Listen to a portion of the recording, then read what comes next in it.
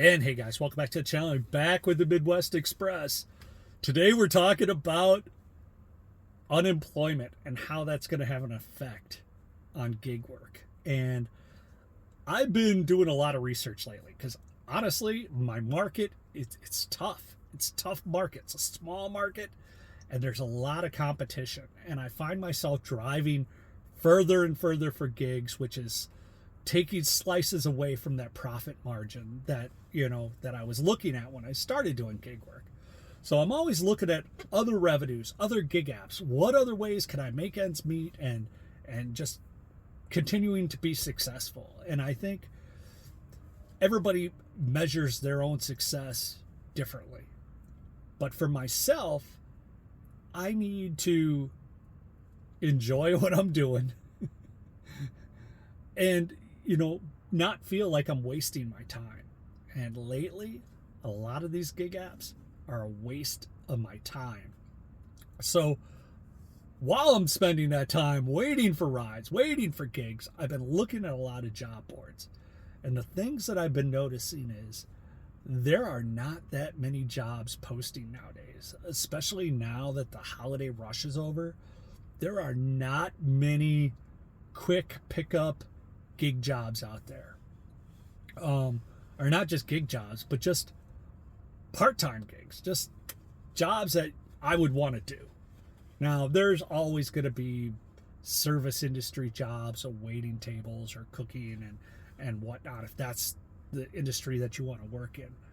But I've noticed that there is not that many good jobs out there. And a lot of the good jobs that are posting that pay well, they're not actually even looking for people. They're trying to build up their stable of employees so that maybe they can let some less qualified people go and hire better quality people into the gigs. So I've talked to some employers and some HR reps, and they're telling me that, the amount of jobs that are out there is tapering down. And as the concern for the economy this next year of things slowing, because we're a consumer country. All we do is consume. We don't make a whole lot, right? But I think we're all done consuming. We've all bought enough phones. We've bought enough laptops and flat screen TVs during the pandemic and over the last few years that we're like, I don't need no more junk for my house. I got enough junk in my house. I don't need to buy anything. So I think right now in this next year, the big purchases, as things start to contract, the Fed's going to lower the interest rates a little bit. Hopefully that'll bring down housing interest rates. So people are going to buy houses that need to buy houses, and people are going to buy cars that need to buy cars. But everything's still really expensive. And although inflation has slowed, prices haven't really dropped. Prices are still high, and especially when it comes to those big ticket items, which are the things that people really need and want, but they just can't afford them right now. So, but with the unemployment, I think that as things constrict, a lot of companies are going to start laying people off. I've even noticed a couple of restaurants in my area have closed lately. And I mean, restaurants always come and go. But with that, I think there's going to be a lot more people that are losing their jobs in the next 3 to 6 months. And when that happens, where are they going to go? They're going to go to gig work. So what typically is the cyclical slow cycle of the year here, I got a feeling that that's why there's so many drivers just pounding the streets. And when it comes to those unemployment rate numbers that the federal government's counting, I've been out of the workforce for over 3 years now. I haven't had a regular W-2 job in over 3 years. I've never filed for unemployment or benefits or anything like that, even in my life. But I look at it and I'm like, I know a lot of people that are retired, that are doing gig work, or they left like me. They had enough to get a pension and they're doing gig work on the side. But I think that there's going to be a calling to get back into the job market. And there's really not that many great jobs. I had a customer just the other day. He's works in the printing industry, and he had a union job that paid like $29 an hour. and he was so happy with that job. And I mean, he's raised his kids, paid his house, everything else, and all kind of sad. But all of the last year, he got a divorce. The union, that company, they went out of business, and he had to find another job. And he went to another printing company, and he had like 15 years of experience doing the same job for the competitor that went out of business. He went to their competitor and applied for a job and had the experience of knowledge, everything.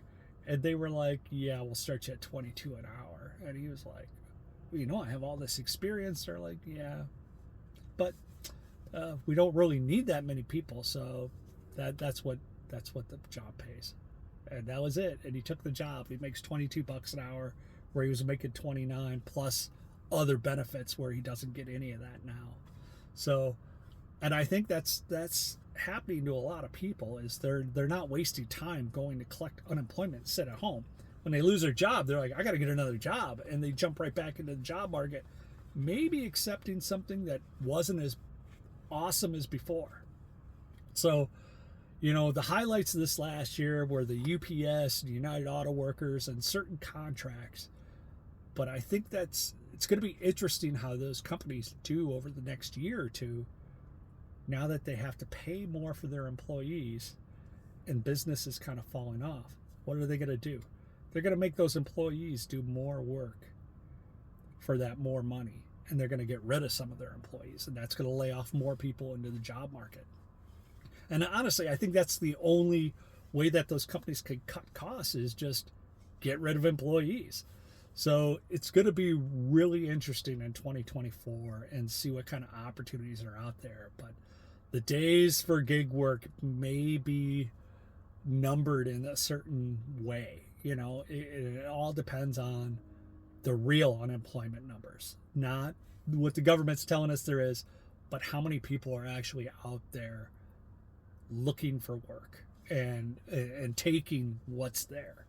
And it's really killing gig work, because there is a lot of desperate people, and that's not counting the big influx of mass migration that we've had over the last 3 years either. So there's a lot of migrant workers working in gig work because it's something that they can get access to pretty easily, and they're desperate.